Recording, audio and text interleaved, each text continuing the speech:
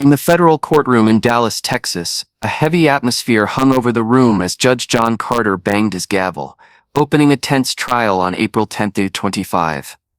The sharp sound reverberated off the wood-paneled walls, silencing the murmur of the crowd. Alexandria Ocasio-Cortez, better known as AOC, the progressive congresswoman from New York's 14th District, stepped forward with blazing confidence.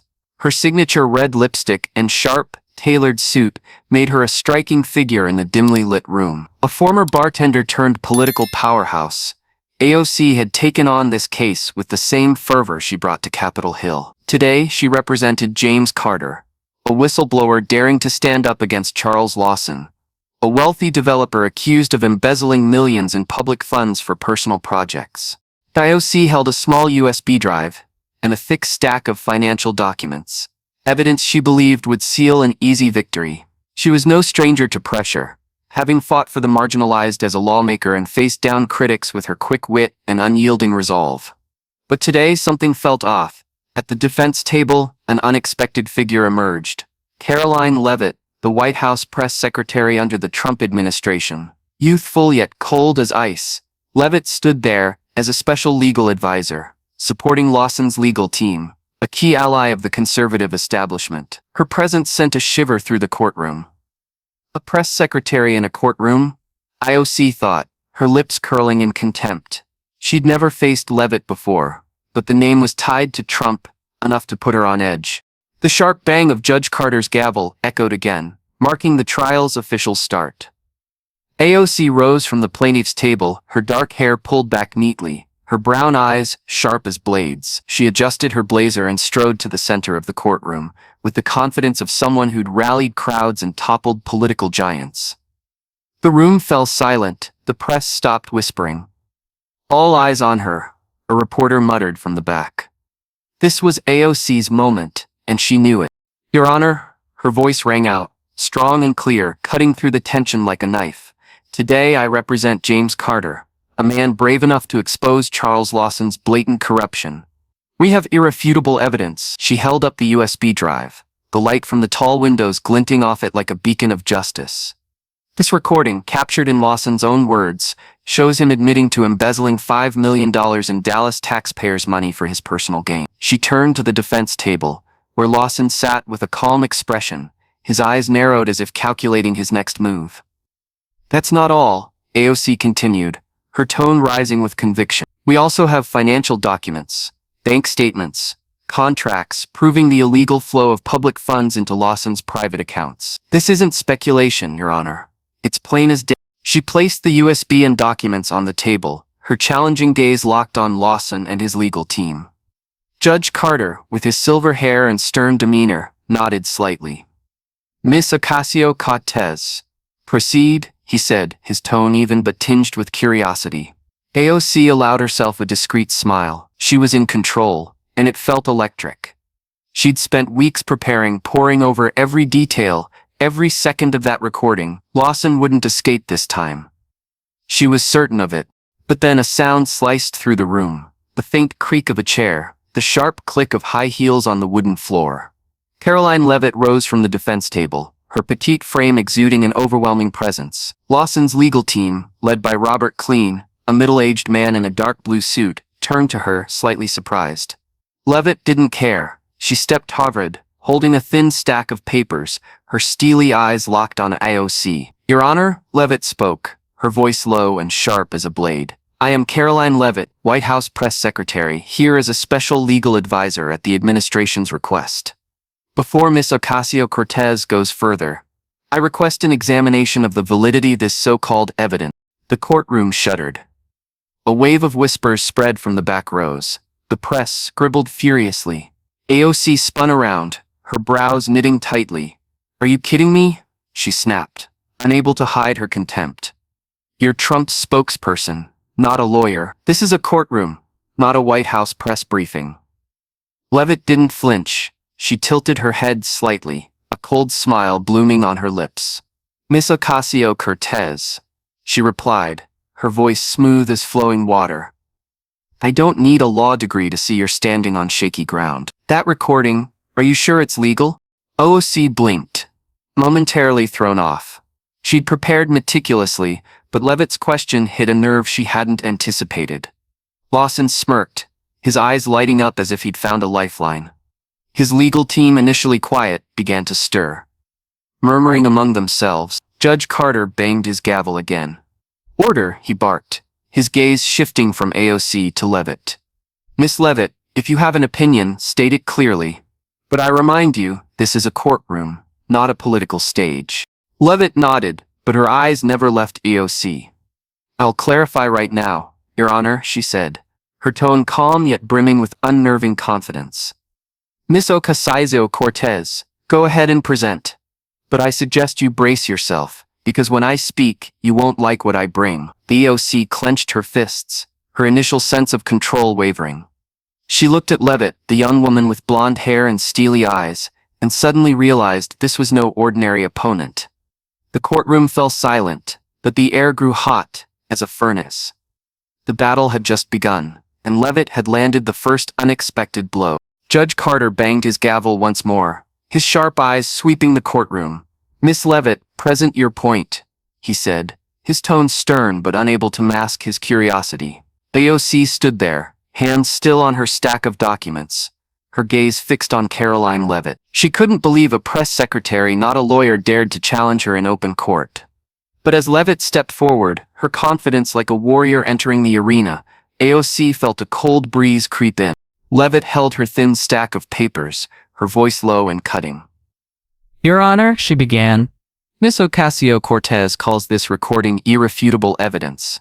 But I beg to ask, is it legal?" She turned to Essie, her steely gaze unwavering.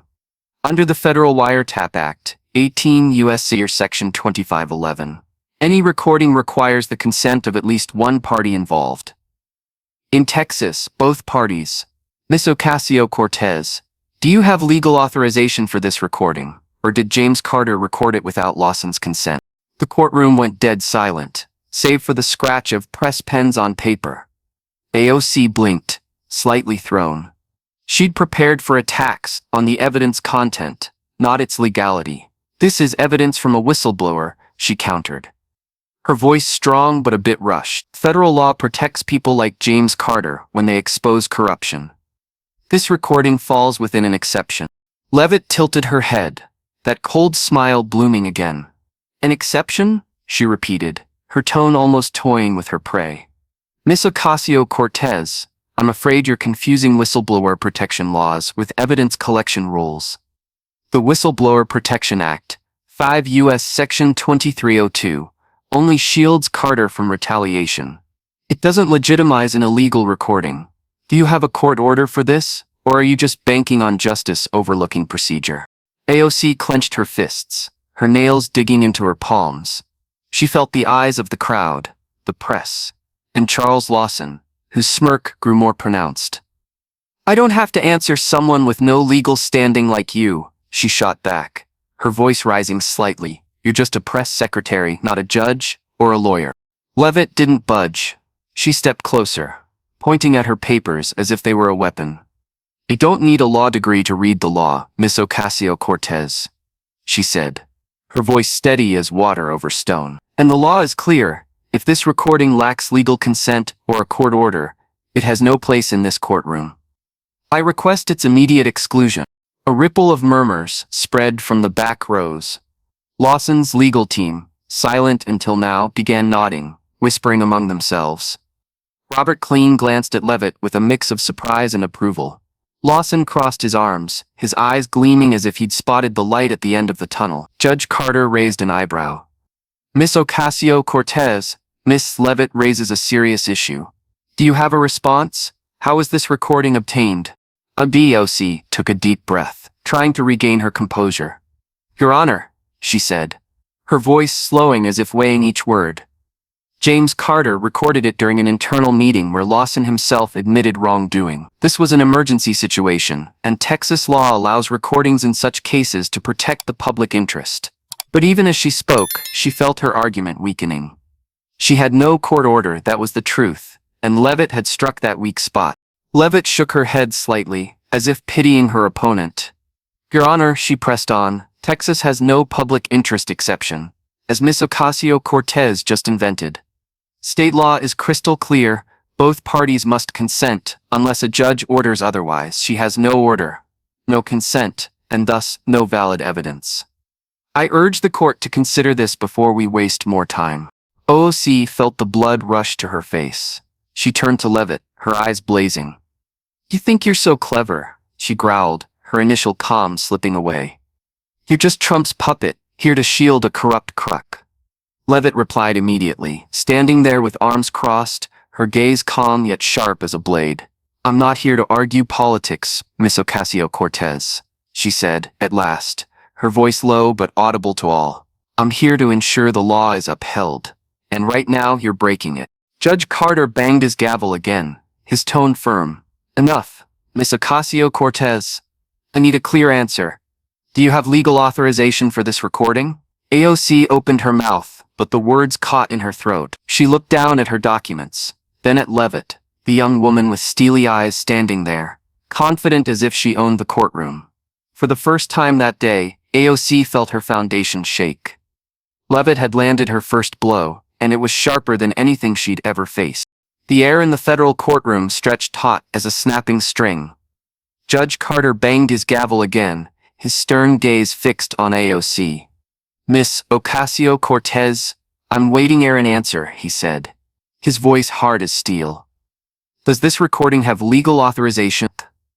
AOC stood there, gripping the table's edge, her eyes darting from the judge to Caroline Leavitt, the one who'd cornered her with a cold smile on her lips.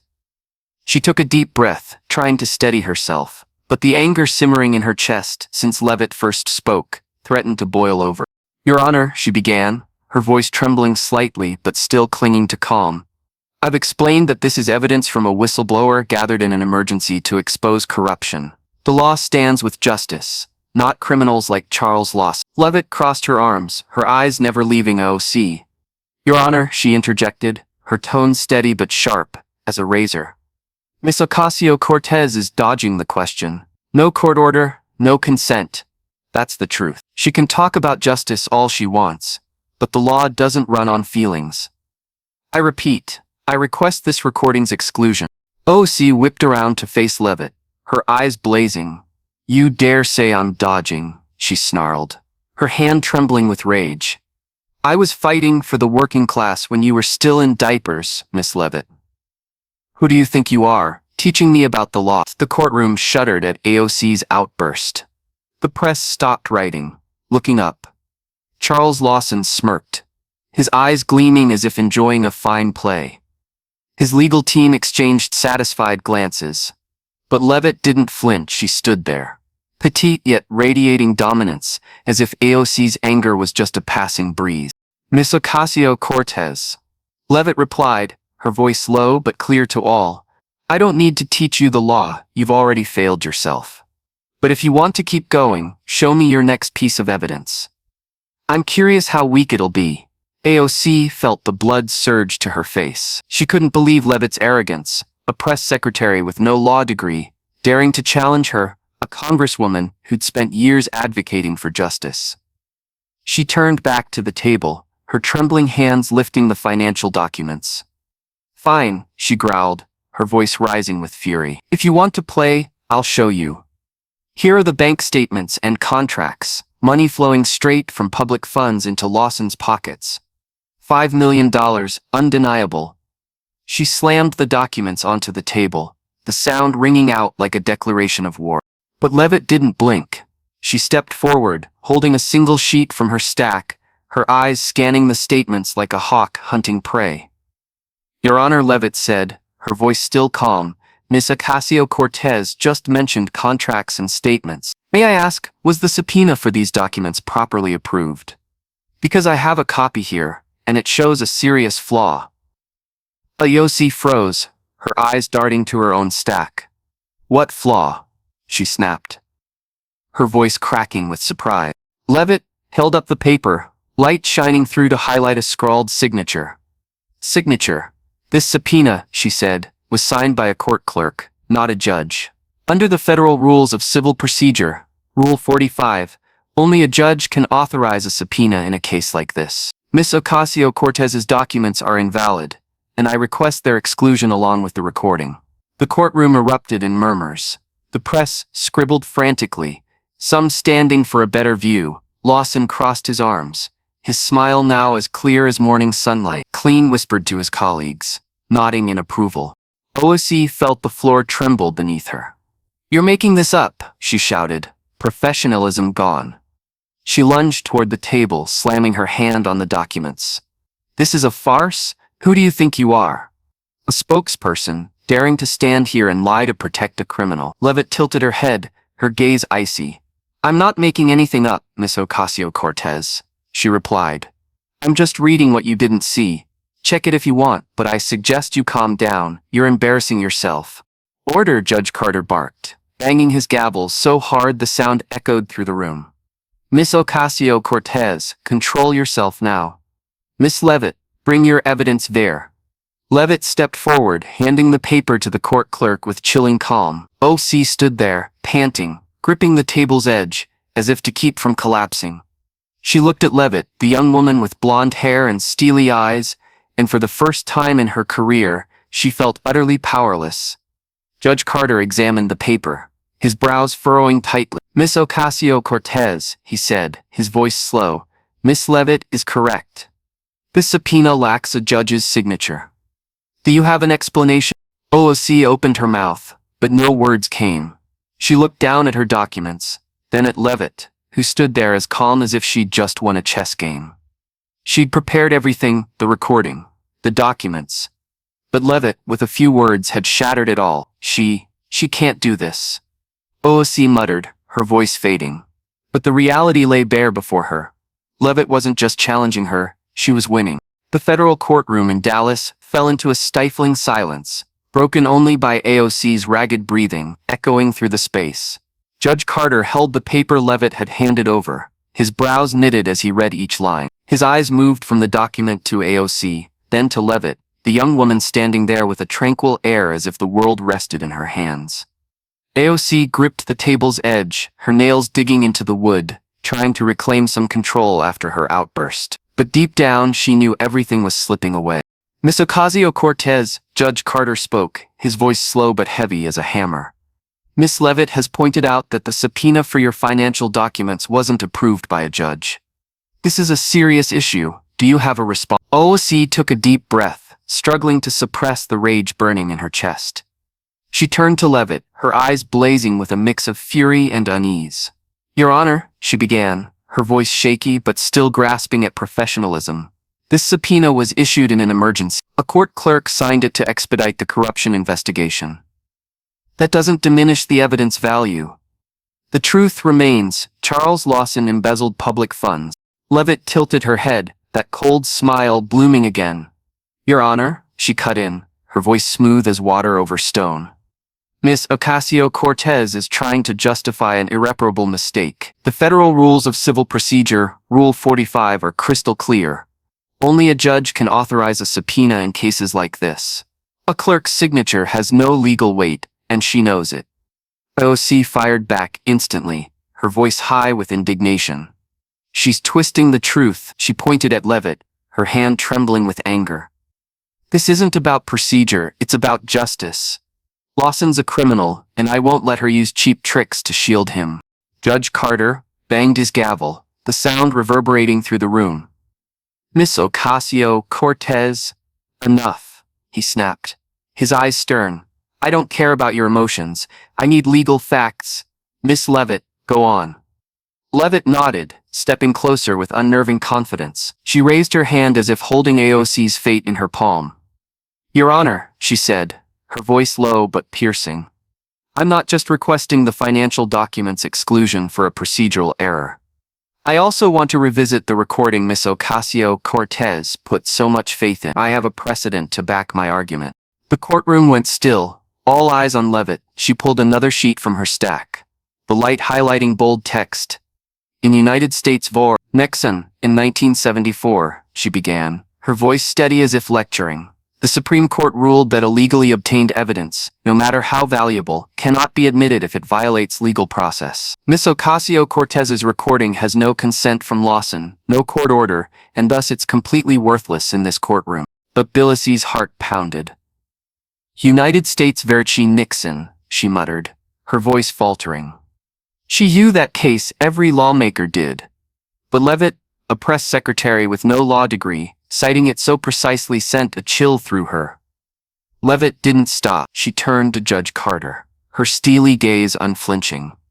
Your Honor, both Miss Ocasio-Cortez's recording and financial documents fail legal standards.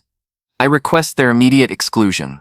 If she has no more valid evidence, I suggest ending this trial to avoid wasting everyone's time.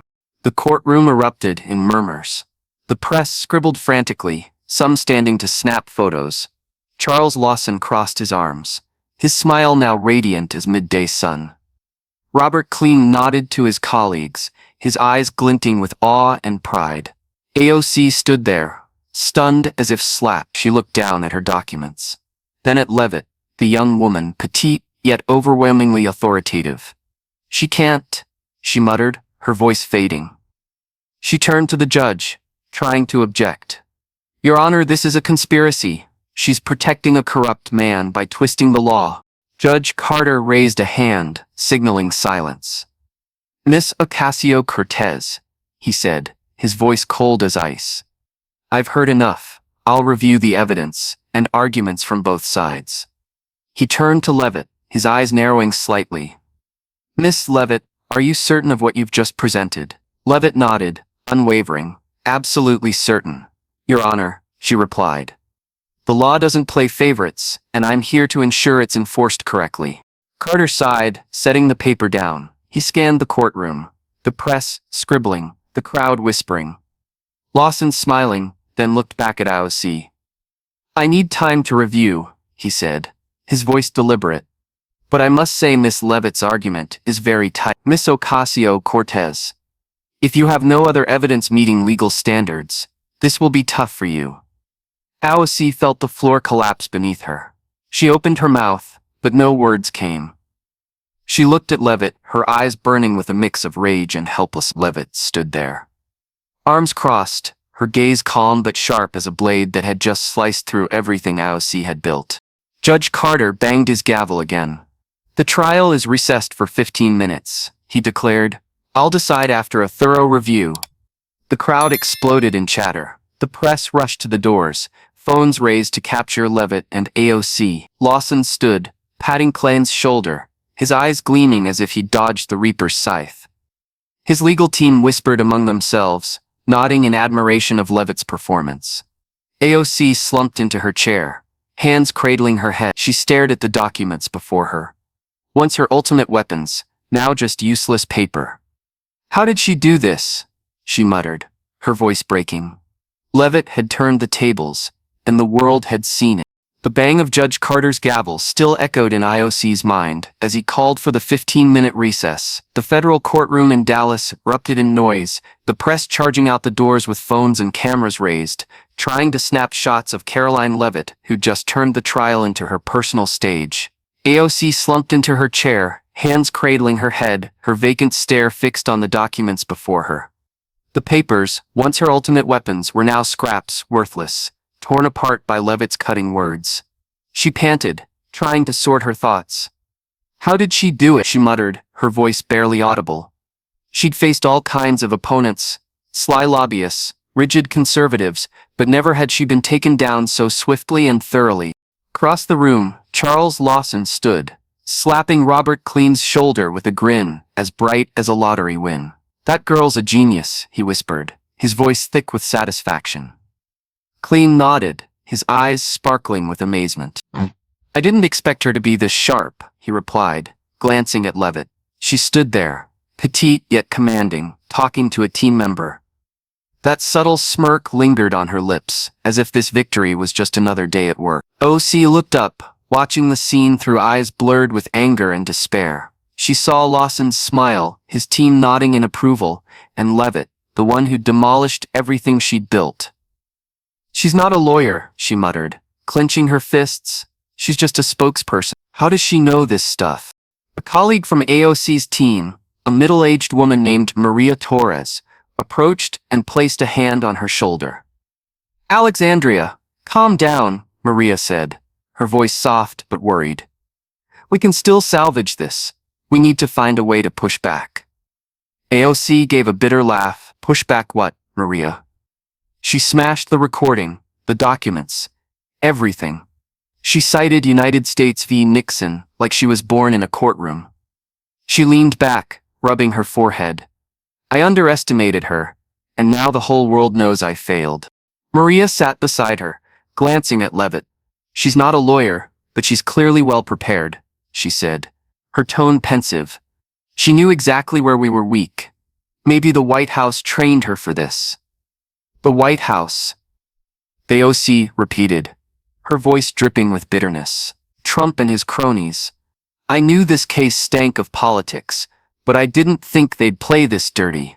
She looked at Leavitt, standing there calmly chatting with Clinton as if nothing had happened. She's not just protecting Lawson, she's protecting their whole system. Outside, the press noise filtered in. A reporter shouted into a phone, White House press secretary just took down Congresswoman AOC in corruption trial. Another typed furiously on a laptop, Caroline Leavitt. From spokesperson to legal star in a day, AOC heard every word, each one a knife to her pride. She stood, walking to the window and looking out, trying to breathe and regain her composure. But Leavitt's image, those steely eyes, that cold smile haunted her mind. I was too confident, she whispered to herself. I thought she was just Trump's young lackey. Nothing more. But she's a monster. Maria approached, her voice gentle. Alexandria, we haven't lost completely. The judge is still reviewing. If we find other evidence. AOC cut her off, her voice rough. Other evidence, Maria? Don't you see? She turned everything we had into a joke. I yelled. I slammed the table. I let her win on law and spirit. She turned, her eyes clouded with despair. She's not just good, she's too good. Across the room, Leavitt finished her chat with Clinton. She glanced at AOC, her eyes passing over with unassuming confidence. She didn't need to say anything. Her victory was obvious. Lawson approached, shaking Leavitt's hand with gratitude. You saved me today, he said, his voice low. Trump picked the right one. Leavitt smiled faintly. I did my job, Mr. Lawson, she replied, her tone even. But her eyes said more. She knew she'd done far beyond that. She'd turned a legal case into a political triumph. And the world was watching. AOC watched the scene, her fists tightening. She turned to Maria, her voice low but resolute. She thinks she's won, she said. But I'm not done. I won't let Trump's spokesperson take me down for good. Maria nodded. But her eyes betrayed worry. She's not just a spokesperson. Alexandria, she whispered. She's something far more dangerous. AOC didn't reply. She looked out the window, the growing clamor of the press outside ringing in her ears. The defeat stung. But it was also a warning. And AOC wasn't one to give up. The 15-minute recess passed like a blink, but to AOC, it felt like a century. She stood in the hallway outside the Dallas federal courthouse, holding a cup of water she didn't drink, her distant gaze fixed out the window. The press's clamor still echoed from afar. Headlines like White House press secretary takes down Congresswoman, AOC, swirling in her mind. She'd regained her calm, but the sting of defeat still throbbed.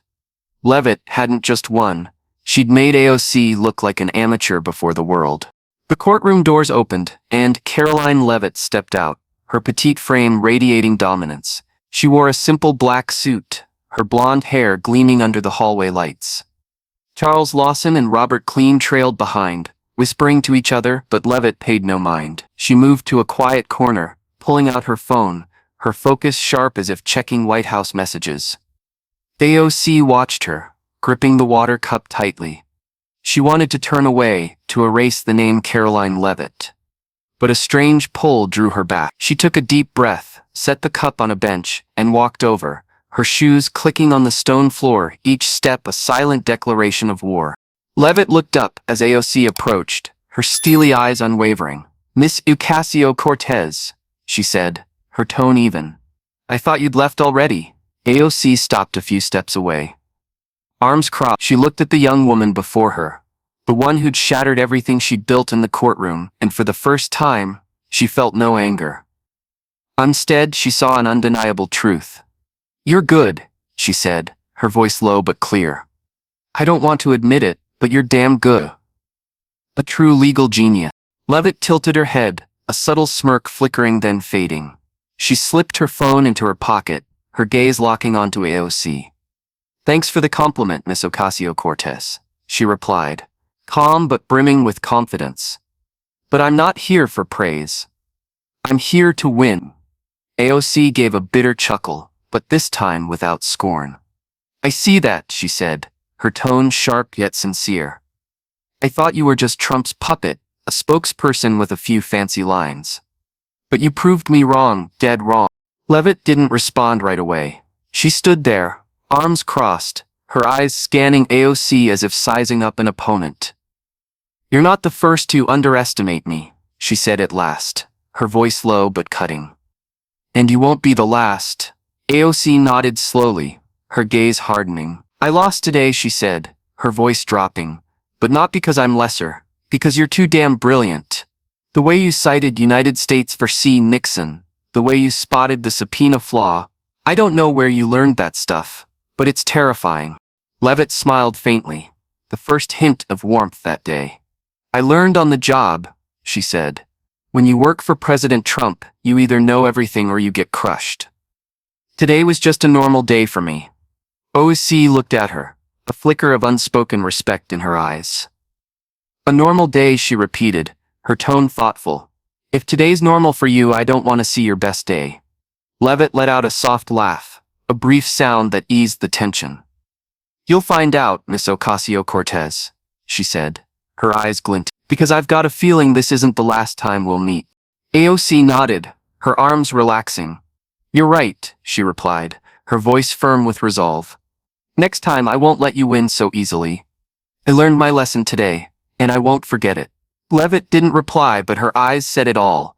She welcomed the challenge. They stood there, staring at each other in silence, a mutual respect forming between two rivals.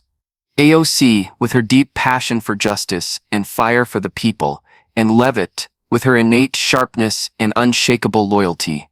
They were two sides of a coin, opposites yet equal. Maria Torres's footsteps echoed from afar, breaking the moment. "Alexandria, we need to get back," Maria called, her voice anxious. "The judge is about to rule." AOC nodded, but her eyes stayed on Leavitt.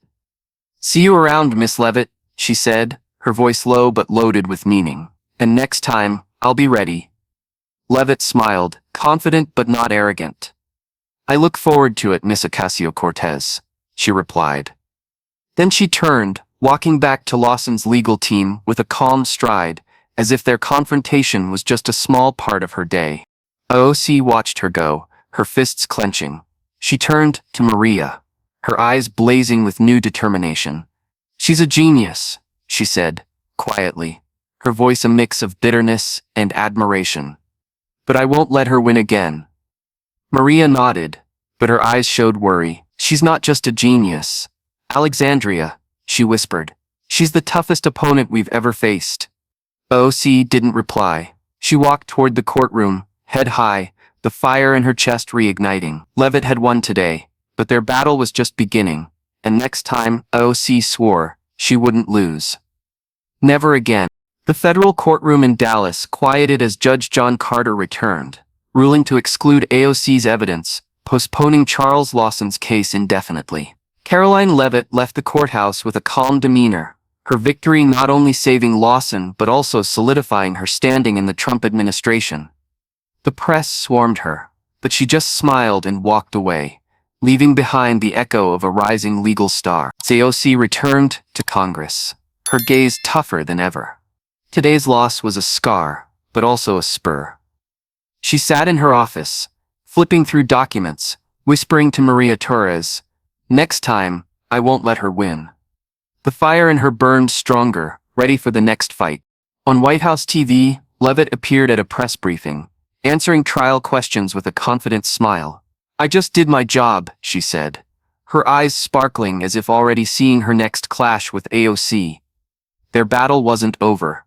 It had only just begun. This showdown sharply reflected the polarization and fierce competition in today's American society, especially in political and legal arenas. In modern America, where Democratic and Republican values clash bitterly, the fight between AOC, a progressive champion battling corruption, and Leavitt, Trump's sharp conservative press secretary, symbolized an ideological collision. Leavitt, despite no law degree, outmaneuvering AOC with razor-sharp arguments, like citing United States v. Nixon, or spotting the subpoena error, showed how knowledge and preparation can trump traditional experience.